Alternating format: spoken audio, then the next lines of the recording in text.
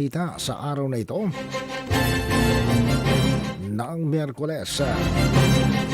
Itinaas ng Pag-asa ang Tropical Cyclone Warning Signal number 1 sa ilang mga lugar sa lalawigan ng Cagayan sa Northern Luzon, habang ang super typhoon na si Inday, ang may international lane na Bavi, ay inaasang pumasok na sa Philippine Area of Responsibility kaninang madaling araw. Sa pinakahuling weather bulletin ay nilabas ng Pag-asa kaninang alas 3 ng madaling araw. Itinaas ito ang signal number 1 sa ilang bayan ng northern portion ng Cagayan. Ito ay sa Santa Ana, Gonzaga, Lalo, Gataran at Santa Teresita. Dito mararanasan sa loob ng 36 na oras ang wind signal na hanggang 61 km per hour, kaya ito ay nasa ilalim ng signal number 1.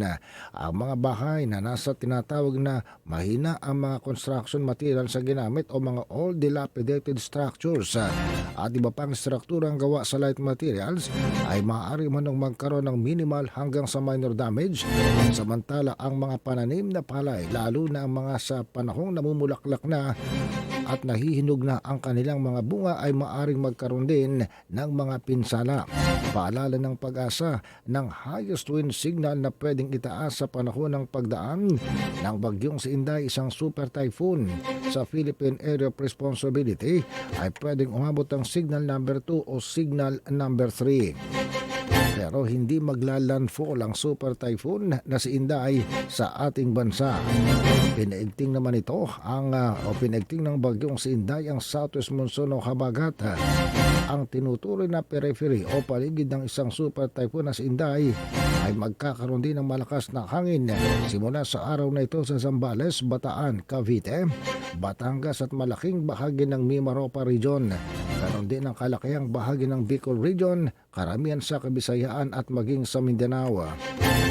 Bukas ng umaga, magsisimulang makaramdam ang bansa ng mas malakas na tinatawag na gale force gust o mabilis at malakas sa pagbugso ng hangin. Nagpaalala ang Pag-asa na malakas na pag-ulan o heavy rainfall 50 to 100 millimeters dahil sa bagyong si Inday sa lalawigan ng Batanes simula bukas ng gabi hanggang gabi ng Biyernes o July 9 hanggang July 10. Ang katamtaman hanggang sa malakas na buhos ng ulan 50 to 100 millimeters na ulan. Dahil naman sa habagat ay itinaas na rin ang babala mula sa gabi o mula sa araw na ito ng Miyerkules hanggang gabi bukas ng Huwebes, July 8 hanggang July 9. Partikular na binigyan ng babala ang Pag-asa ng malakas na pag-ulan sa Sultan Kudarat, Sarangani, Occidental Mindoro, Palawan, Antique at maging sa Negros Occidental. Mula naman na bukas hanggang Biyernes ng gabi, July 9 hanggang 10, heavy to intense 100 hanggang 200 millimeters na rainfall ang inaasahan sa Occidental Mindoro at Antique. Sanhi naman ang habagat na pinaigting ng bagyong si Inday. Samantala ang katamtaman hanggang sa minsan ay malakas na buhos ng ulan. Sanhi pa rin ang habagat ay ang dami ng 50 to 100 millimeters na ulan sa Zambales, Bataan, Metro Manila, Cavite, Batangas, Palawan, Guimaras, Iloilo, Negros Occidental, Negros Oriental, Lanao del Norte at Lanao del Sur. Samantala, sinabi ng Pag-asa na ito ang bagyong si Inday nasa layong 1,500 kilometro silangan ng Northern Luzon. Bagyang humina ang super typhoon na si Inday habang lumapit sa Philippine Area of Responsibility. Tagla nito ang maximum sustained wind sa 185 km per hour. Malapit sa gitna ng pagbugsong umaabot ng 230 km per hour. Ang direksyong tinatahak nito ay westward o pakanluran sa bilis na 30 km bawat oras na galaw.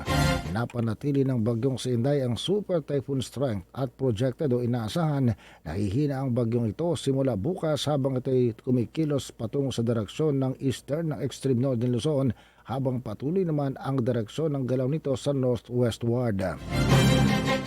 Sa kabila ng pananatiling offshore o nasa karagatan lamang ito, inaasang ito ay mapapalapit sa Batanes sa Biyernes bago tuluyan ang lumabas ng Philippine Area of Responsibility sa Sabado at tutumbukin na ang northern part ng Taiwan. Samantala, 39 na mga barangay sa 5 bayan sa lalawigan ng Nueva Ecija naman ang inilagay na sa ilalim ng close monitoring sa posibleng landslide at flooding habang ang super typhoon na si Inday ay nagbabantang magdala ng mga pagulan sa Cagayan Valley Region.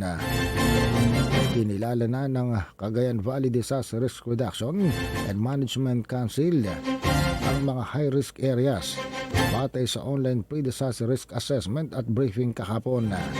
Ang Mines and Geosciences Bureau, Cagayan Valley Geologist ay naklaraval ang nagbigay ng assessment na batay naman sa pag-ulan lamang daw ng 50 mm na rainfall, magkakaroon na raw ito ng maaaring mga rain-induced landslide or flooding.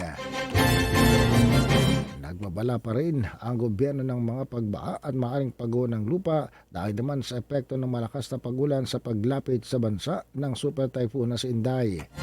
Pagkaganon man, naghanda na rin sa posibleng epekto nito at malakas na pagulan na pinagsanhin ng pinag-iba yung southwest monsoon o kabagat. Ayon sa Office of Civil Defense, pinomonitor ang potential na epekto ng super typhoon at ng pinaigting na habagat sa extreme northern Luzon at eastern Luzon. Kasama na rito ang Batanes, Babuyan Islands, northern Cagayan, Isabela at ilan pang bahagi ng Cagayan Valley Region. Samantala, sa kaugnay pa rin po ang mga balita.